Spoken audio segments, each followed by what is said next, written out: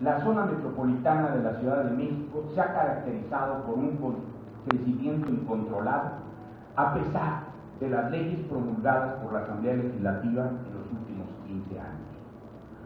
Hoy por hoy vivimos una de las mayores crisis de desarrollo urbano, en el que el desarrollo urbano cada vez se vuelve menos sustentable. Cada vez vivimos una ciudad más fragmentada. Los gobiernos emanados de los diversos partidos han hecho caso omiso a las propias disposiciones legales y en algunos casos con la anuencia de las mayorías que predominan en los órganos legislativos. Y en eso coincido plenamente con nuestro amigo de Shaw. Por algo, en estas causas nos hemos encontrado en muchas ocasiones. Pocas veces se toman en cuenta las observaciones realizadas por los partidos minoritarios y mucho menos por las organizaciones ciudadanas o los ciudadanos. Muy poco se nos ha consultado. Por eso tenemos una gran esperanza de que se convierta en una realidad el instituto que ha propuesto la fracción parlamentaria de Movimiento Ciudadano. Las grandes ciudades en el mundo tienen institutos independientes que hacen la planeación urbana, la vigilan y la evalúan. El desarrollo urbano sustentable y participativo, hoy por hoy, ha sido más un anhelo y una frase discursiva que una realidad evidente. Si bien es innegable que la sociedad civil emergió con el sismo del 19 de septiembre de 1985, fue por la demora con la que actuó la sociedad política de aquel entonces. Y desde entonces, como la teoría lo ha marcado, vivimos prácticamente divididos la sociedad política de la sociedad civil. Solo se escucha a los ciudadanos en los tiempos de elección, pero se olvidan las promesas en los tiempos del ejercicio del poder. Esto no ha cambiado ni con la alternancia nacional de los partidos en el poder. Por esta razón, merece un reconocimiento el partido Movimiento Ciudadano, que a mí me gusta recordar que antes fue Convergencia,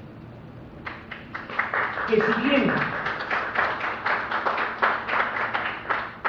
en los tiempos electorales recientes se ha presentado en alianza con el partido dominante en el Distrito Federal, al legislar mantenga una posición crítica e independiente y escuche la opinión de las organizaciones ciudadanas y de la ciudadanía en general, e incluso nos permita y nos consulte y haga eco de nuestras demandas. Les quiero advertir, en mis 37 años o 36 de vida pública, nunca he militado en un partido político. Siempre he participado en todos los foros que se me han invitado y mantengo la mejor relación con todas las corrientes políticas, aunque a veces creo que algunas me han mandado golpear y todavía tengo cicatrices en mi cuerpo de la última que recibí hace 4 meses. Por esta razón, como es el caso de las dos iniciativas que hoy nos presenta el diputado Cuauhtémoc Velázquez, coordinador de la fracción parlamentaria, y que con gran conocimiento fue presidente en el Distrito Federal del Partido Movimiento Ciudadano. La oportunidad de sus iniciativas es indiscutible frente a los acontecimientos que hemos vivido en las últimas décadas, pero muy especialmente, yo creo, que en los últimos 7 años en el Distrito Federal. Hemos visto cómo los desarrolladores inmobiliarios han promovido nuevas zonas residenciales sin contar con la infraestructura urbana necesaria. El mejor ejemplo, Santa Fe. No cuenta con la infraestructura urbana necesaria y sin embargo sigue creciendo.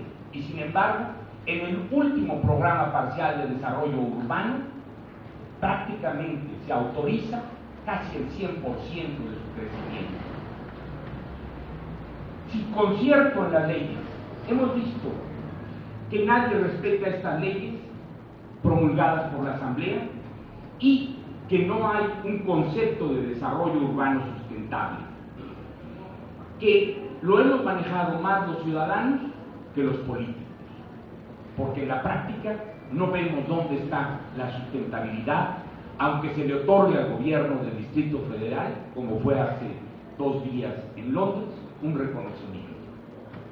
Esos reconocimientos se otorgan con base en las propias evaluaciones y en los datos que entregan los gobiernos, no en auditorías que debían de realizarse por organismos independientes. La participación ciudadana, supuestamente promovida por la ley respectiva promulgada por primera vez en 1995, en la mayoría de los casos ha servido para legitimar las acciones de los delegados o del mismo gobierno central. En la mayoría de los casos, salvo honrosas excepciones, por supuesto, los comités ciudadanos han sido cooptados con beneficios económicos otorgados por las autoridades y en la mayoría de los casos se han vuelto formas clientelares para apoyar a la autoridad en turno. Salvo honrosas excepciones donde los comités ciudadanos mantienen su independencia y solo cuando conviene al bienestar de la comunidad colaboran decisivamente con sus autoridades, como lo hemos visto, por ejemplo, en la Cuauhtémoc con el último comité ciudadano, en el cual yo no participé, no obstante que de las 7 planillas, 4 me postularon para presidente y decidí no participar.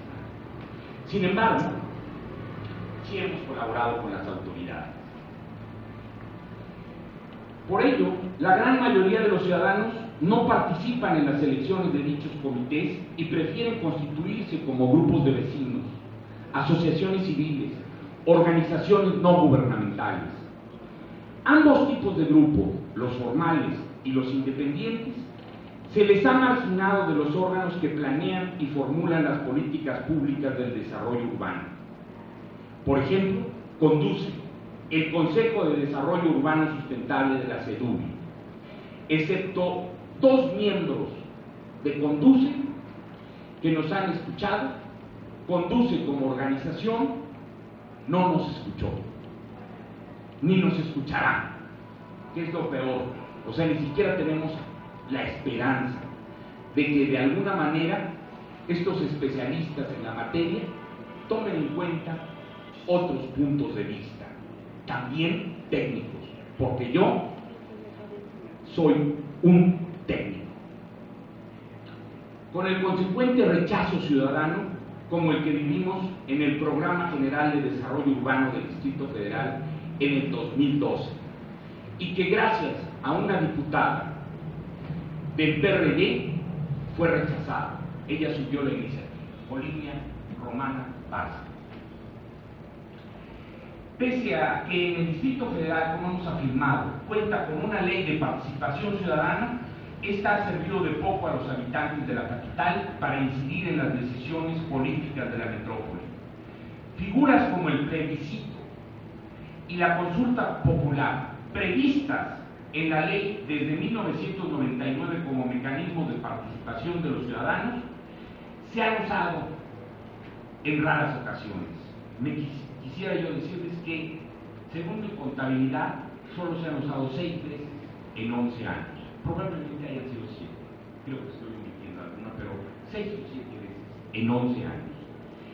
Siempre por iniciativa de las autoridades, no de los comités vecinales, no de las asociaciones de vecinos, no de los ciudadanos.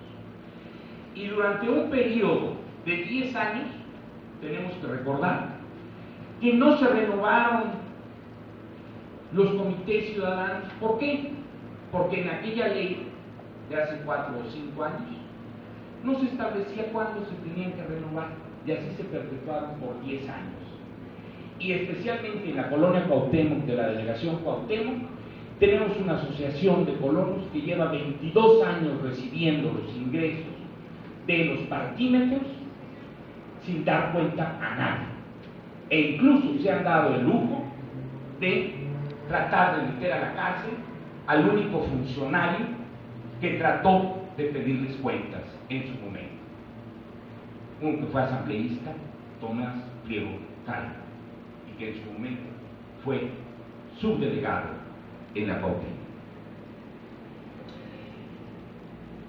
Solo para ejemplificarles el fracaso de la participación ciudadana en las políticas públicas, quisiera mencionarles el caso más cercano a mí, el Programa Parcial de Desarrollo Urbano de Santa Fe, que seguí muy de cerca desde que se inició el mismo hasta que se concluyó, y que hasta el día de hoy, cuando menos, tenemos, aunque sea un amparo ganado, uno solo de los 200 que venimos, y 8 por resolverse. La consulta ciudadana del proyecto parcial de desarrollo urbano solo duró 10 días naturales, y los ciudadanos solo dispusimos de 5 días para analizar el documento escrito. El reglamento de la Ley de Desarrollo Urbano, en su artículo 8, fracción 5, establece que la consulta deberá durar al menos 30 días y un máximo de 60 días.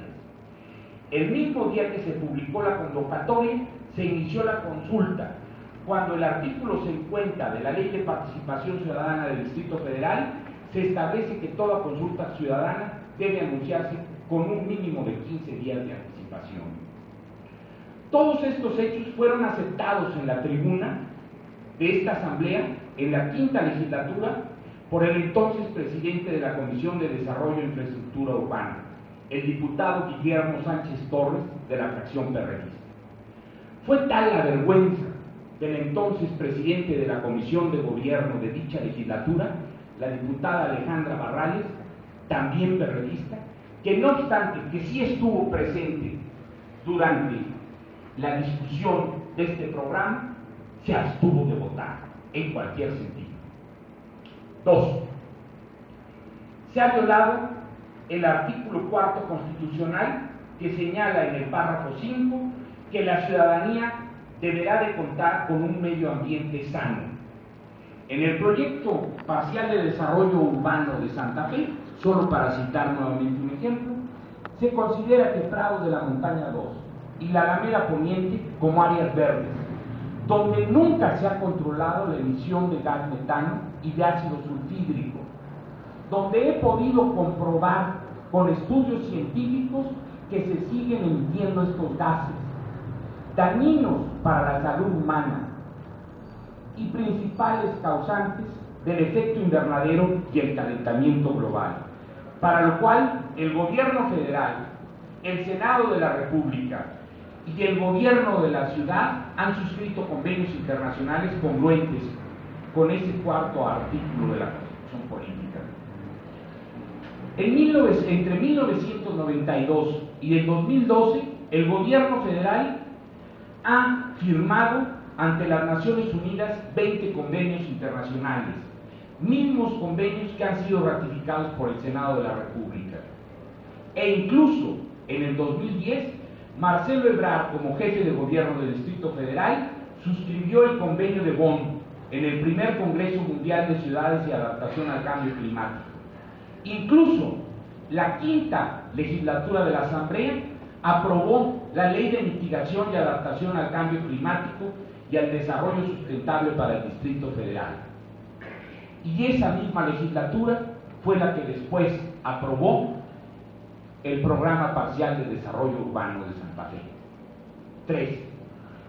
Debido a la agresividad y amenazas recibidas por algunos de los líderes ciudadanos, desde fuentes anónimas, por supuesto, entre ellos su servidor, se ha violado el artículo 6 constitucional, pues las amenazas limitan el derecho de expresión, que es una garantía individual. Por eso se han levantado denuncias de hechos en la Procuraduría General de Justicia del Distrito Federal, en la Procuraduría General de la República, en la Comisión Nacional de Derechos Humanos, en la Comisión de Derechos Humanos del Distrito Federal. 4. Se ha violado sistemáticamente el derecho de petición, garantizado en el artículo 8 constitucional, ya que la Asamblea Legislativa del Distrito Federal, en especial la Comisión de Desarrollo e Infraestructura Urbana, no ha contestado, después de casi 2 años de otra legislatura, nuestros oficios interpuestos oficialmente por ciudadanos y asociaciones de vecinos para hacer uso de este derecho. Asimismo, los más altos funcionarios del gobierno del Distrito Federal no contestaron la petición formulada por 1.240 vecinos en el periódico Reforma el 14 de diciembre del 2011, cuando habíamos agotado ya todas las instancias legales que nos quedaban para solicitar una plática con ellos. Tuvimos que poner un desplegado en el periódico Reforma y pagarlo con nuestros propios recursos. Quinto, el artículo 38 de la Ley de Desarrollo Urbano del Distrito Federal establece cómo deberá de presentarse el proyecto parcial de desarrollo urbano a la Asamblea. El documento presentado el 20 de diciembre del 2011 no cumplió con las disposiciones asentadas en los párrafos 3, 4, 7, 11, 12 y 13, como lo consignamos la ciudadanía en su momento, y lo dimos a conocer también a los legisladores. Yo personalmente estuve con 56 legisladores de aquella legislatura. Todos los otros, si no me quisieron ver, al menos lo recibieron por la Oficialía de Partes o por su secretaria, y yo personalmente entregué. Y que testimoniaron más de 30 medios de comunicación nacionales e internacionales en reportajes, entrevistas, crónicas, que ascienden a más de 1000 recortes y monitoreos de radio y televisión. Las descripciones completas a estas leyes las dejo para un apéndice, porque si no, me aventaría más de 20 minutos. Pero en donde pongo los párrafos y los hechos violatorios con las fechas y lugares en donde se violaron. Por la brevedad del tiempo asignado para esta intervención, no menciono las violaciones a las leyes que regulan el medio ambiente y los derechos humanos en el caso de la Mexicana en Santa Fe y de la Supervía Poniente, con las cuales aún no se cumplen las medidas de mitigación referentes a los pobladores de Santa Fe, Coajimalpa, Álvaro Obregón, Magdalena Contreras y zonas circunvecinas a la mencionada Supervía, y que incluso fueron apoyadas por la Comisión de Derechos Humanos del Distrito Federal y por la Comisión Nacional de Derechos Humanos. Pero como no tienen vinculación sus decisiones, se hicieron a un lado. También las observaciones que hizo la PAOT, las cuales, al no ser vinculantes, tampoco fueron contestadas. Conclusiones. Las propuestas del diputado Cuauhtémoc Velasco son magníficas, las apoyamos, no porque sea nuestro amigo, sino porque ha hecho caso al clamor popular. Pero también le pedimos a los legisladores que se consideren las sanciones cuando los funcionarios no cumplen con las diversas disposiciones legales que promueven la participación ciudadana en el desarrollo urbano de la Ciudad de México, que hasta ahora han sido violadas flagrantemente en múltiples ocasiones, inhabilitándolos para el servicio público y la restitución de los daños causados en el ejercicio de sus cargos, cuando no deberían de ser juzgados a veces por fraude, contubernio o demás delitos de orden penal.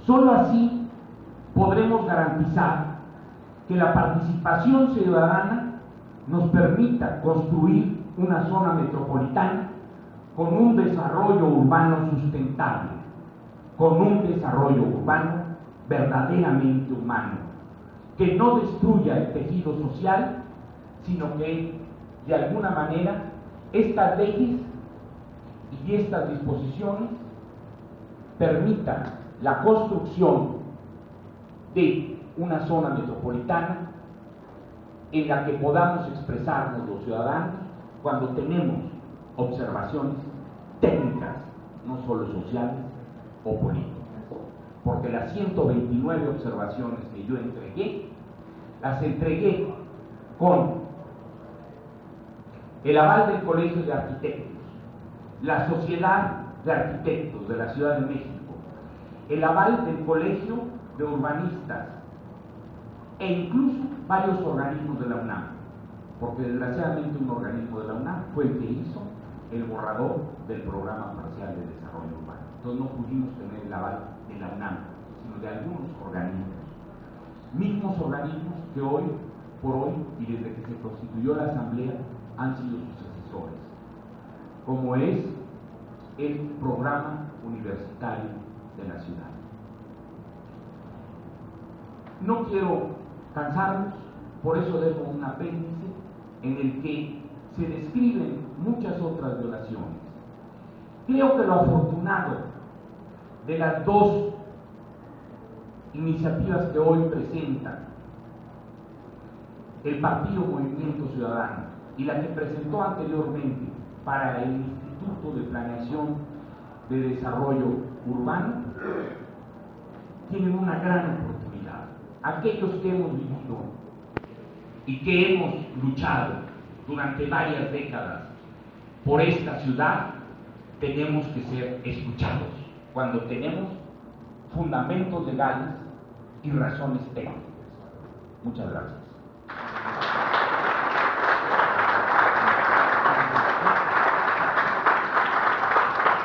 Muchas gracias.